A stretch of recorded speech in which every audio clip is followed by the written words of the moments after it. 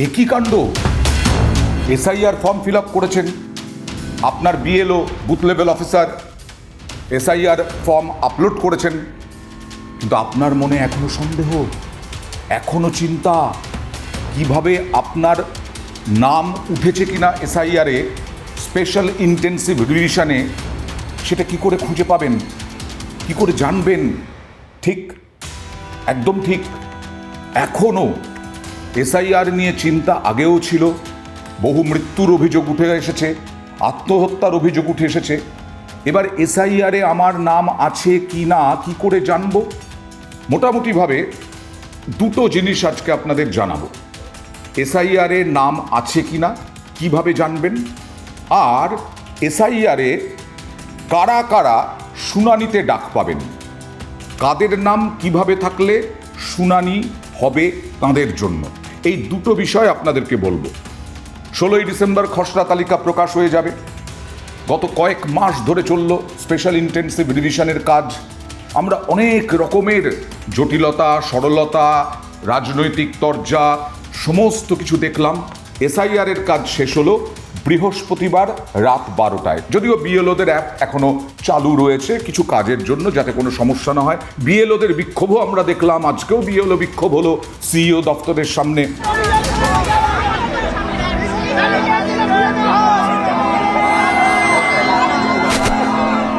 কিন্তু এবার এত কিছু হওয়ার পরে আপনার নামটা আদৌ উঠল কি না, নিজের নাম নিজেই খুঁজে নেবেন নিশ্চয়ই, কাউকে ভরসা করতে হবে না। অনেকে চিন্তায় আছেন তালিকায় কীভাবে নিজের নাম খুঁজবেন, সেই প্রক্রিয়া নিয়েও দ্বন্দ্ব অনেকের।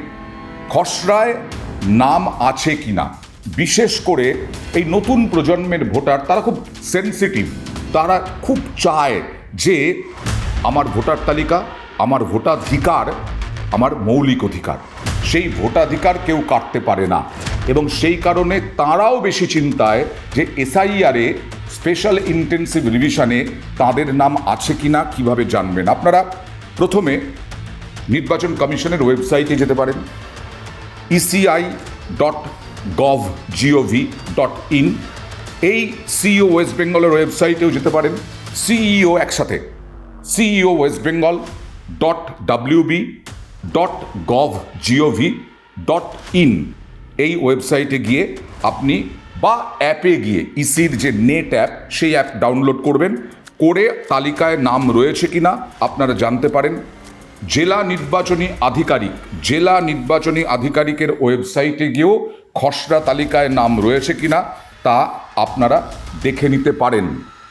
রাজ্যের সব বিএলও, এটা খুব গুরুত্বপূর্ণ, আপনার বিএলও আপনার বুথে, অর্থাৎ বুথ লেভেল অফিসার, যিনি আপনার বাড়িতে গিয়ে এসআইআর ফর্ম দিয়েছিলেন আপনার বাড়িতে গিয়ে, এবং যিনি সেই এসআইআর ফর্ম আপনি ফিল আপ করার পরে এসআইআর ফর্ম নিয়ে গিয়েছেন, সেই বুথ লেভেল অফিসারদের হাতেও খসড়া তালিকা দেওয়া হবে। মানে 80,000-এর ওপরে যে বুথ লেভেল অফিসার, পরিষ্কার করে বলছি, সেই বুথ লেভেল অফিসারদের হাতেও নির্বাচন কমিশন এসআইআরের খসড়া তালিকা দেবে। এবার আপনাদের কি করতে হবে, এটা কিন্তু আপনাদের সুবিধের জন্যই তালিকাটা প্রত্যেক বিএলওর কাছে দেওয়া হবে।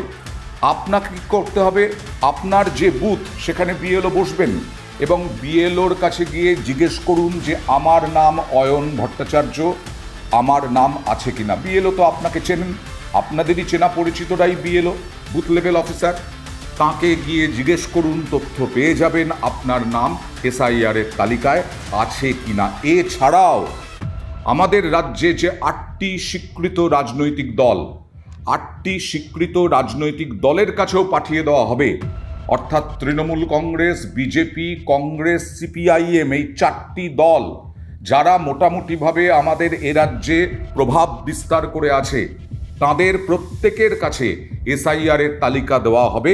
আপনারা বিএলওর কাছে যদি নাও যান, তাহলেও সিপিআইএম অফিসে, তৃণমূলের কার্যালয়ে, বিজেপির পার্টি অফিসে এবং কংগ্রেসের অফিসে গিয়ে আপনার নাম এসআইআরের তালিকায় আছে কিনা সেটা জানতে পারবেন।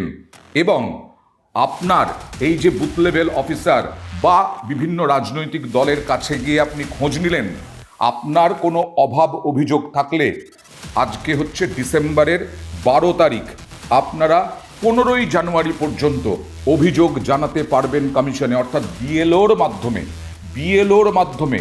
এখানে কিন্তু রাজনৈতিক দলের মাধ্যমে নয়, বিএলওর মাধ্যমে, বুথ লেভেল অফিসারের মাধ্যমে আপনার যদি কোনো অভিযোগ থাকে আপনার নাম নিয়ে, বানান নিয়ে, বয়স নিয়ে, ঠিকানা নিয়ে, ওয়ার্ড নাম্বার নিয়ে, তাহলে আপনি বিএলওর মাধ্যমে নির্বাচন কমিশনে অভিযোগ জানাতে পারবেন এবং 15 জানুয়ারি পর্যন্ত সেই সময়সীমা। প্রয়োজনে সংশ্লিষ্ট ভোটারকে হিয়ারিংয়ে ডাকা এবং আলোচনার সাপেক্ষে সন্দেহ দূর করার কাজ ইআরওরা করবেন। অর্থাৎ যেদিন খসড়া তালিকা প্রকাশ হচ্ছে সেদিন থেকে 7ই ফেব্রুয়ারি পর্যন্ত, 16ই ডিসেম্বর থেকে 7ই ফেব্রুয়ারি পর্যন্ত তারা এই কাজটি করবেন যে আপনার নাম, আপনার নামের বানান, আপনার বাবার নামের বানান, আপনার ওয়ার্ড নাম্বার, আপনার পার্ট নাম্বার, আপনার অ্যাড্রেস, যদি কোনো রকম কোনো কিছু সন্দেহ থাকে আপনার, তাহলে ইআরওর মাধ্যমে আপনি সেই সন্দেহ দূর করার সুযোগ পাবেন। নির্বাচন কমিশন সেই সুযোগ আপনাকে করে দেবে। অর্থাৎ এবার আসি, এইটা মোটামুটি ক্লিয়ার হয়ে গেল আপনি খসড়া তালিকায় নাম কিভাবে খুঁজবেন, কিভাবে বের করবেন, আপনার নাম আছে কিনা। এবার আসি যে কাদেরকে হিয়ারিংয়ে ডাকা হবে। এক হচ্ছে যে সন্দেহ, আপনি অভিযোগ করলেন, ইআরও আপনাকে ডাকলেন, ইআরওর মাধ্যমে আপনার যে অভাব অভিযোগ সেই অভাব অভিযোগ দূর করার চেষ্টা করলো নির্বাচন কমিশন। আর এ রাজ্যে কি হলো এখনো পর্যন্ত, প্রায় 58,08,202 জনের নাম বাদ পড়তে চলেছে এখনো পর্যন্ত, যা জানা যাচ্ছে। খসড়া তালিকাতে এই পরিসংখ্যানে সামান্য হেরফের হতে পারে, কিন্তু তার বেশি, খুব বেশি বা কম নয়। এবং কমিশন সূত্রে দাবি এখনো পর্যন্ত মৃত ভোটারের সংখ্যা 24,18,699 জন। এছাড়া 12,01,462 জনের কোনো খোঁজ পাওয়া যায়নি, মানে তাদের কাছ থেকে এসআইআরের ফর্ম তাদেরকে দেওয়াও যায়নি, তাদের কাছে আসেওনি নির্বাচন কমিশনের কাছে। কোনো ভোটারের খোঁজে সংশ্লিষ্ট বুথ স্তরের আধিকারিক বিএলও যদি তার বাড়ি থেকে 3 বার বা তার বেশি ঘুরে আসেন, তাই ভোটারের খোঁজ যদি না পান তাতেও তিনি হচ্ছেন নিখোঁজ ভোটার। এবং মোট 19,93,087 জন ভোটার ঠিকানা পরিবর্তন করেছেন এবং তার সঙ্গে সঙ্গে ভুয়ো হিসেবে চিহ্নিত হয়েছেন মোট 1,37,575 জন। এবার কারা হিয়ারিংয়ে ডাক পাবেন? হিয়ারিংয়ে ডাক পাবেন হচ্ছে 3,85,00,000 ভোটার। এই 3,85,00,000 ভোটার কারা? আপনিও তার মধ্যে থাকতে পারেন। কারণ ধরুন রাজ্যে এমন ভোটার আছেন যাদের বাবা মা বা আত্মীয়ের নাম আছে 2002 সালের তালিকায়, মানে 2002 সালের তালিকায় তার নাম নেই, কিন্তু তার বাবা মায়ের নাম আছে, ঠাকুরদার নাম আছে, ঠাকুমার নাম আছে, বা কোনো আত্মীয়ের নাম আছে, তাহলে তো এসআইআরে নাম তুলতে পারবেন। কিন্তু এই যে বাবা মার নাম আছে, ঠাকুরদার নাম আছে, বা অন্য কোনো আত্মীয়র নাম আছে, তার সঙ্গে আপনার যোগ প্রমাণ করতে হবে আপনাকে। অর্থাৎ আপনার এসআইআর ফর্মে, আবার বলছি, 2002 সালের ভোটার তালিকায় আপনার যদি নাম না থাকে তাহলে আপনার বাবার নাম দিয়েছেন এবং স্বাভাবিকভাবে আপনি এসআইআরে নাম তুলতে পারবেন।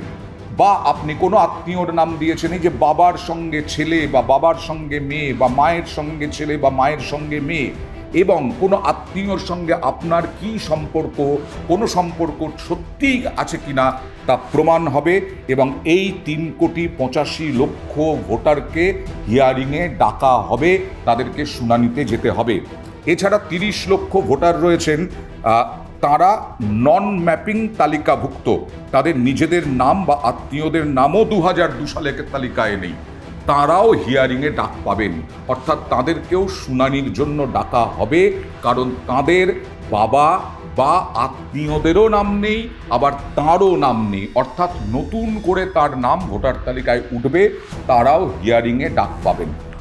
আর পরিশেষে বলি, বিহারে হয়ে গেছে এসআইআর, ভোটও হয়ে গেছে, বিহারেও হিয়ারিং হয়েছে, কিন্তু এখানে মুখ্য নির্বাচনী আধিকারিক অর্থাৎ সিইও, চিফ ইলেকটোরাল অফিসারের দপ্তর জানতে চাইছে নির্বাচন কমিশনের কাছে হিয়ারিংয়ের ফর্ম কি হবে, হিয়ারিংয়ের ফর্মে কি হবে, হিয়ারিংয়ের ফর্ম পূরণ করবেন কিভাবে ভোটাররা, যারা এই যে 3,85,00,000 ভোটার, তারা কিভাবে হিয়ারিংয়ের ফর্ম পূরণ করবেন, হিয়ারিংয়ের ফর্মে কি কি থাকবে, পার্ট নাম্বার থাকবে, কেন হিয়ারিংয়ে ডাকা হচ্ছে সেই কারণ থাকবে, এই সব এখনো পর্যন্ত যা খবর তা চিঠি দিয়ে জানতে চেয়েছে নির্বাচন কমিশনের কাছে সিইও দফতর।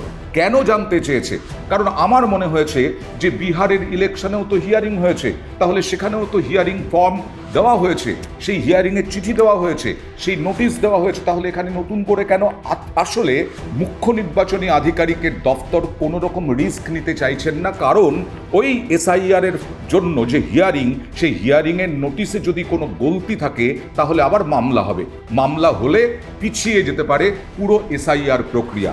তাই কোনো ঝুঁকি না নেওয়ার জন্যই নোটিশে কি থাকবে নির্বাচন কমিশনের কাছ থেকে পরিষ্কার হতে চাইছেন মুখ্য নির্বাচনী আধিকারিকের দপ্তরের অফিসাররা।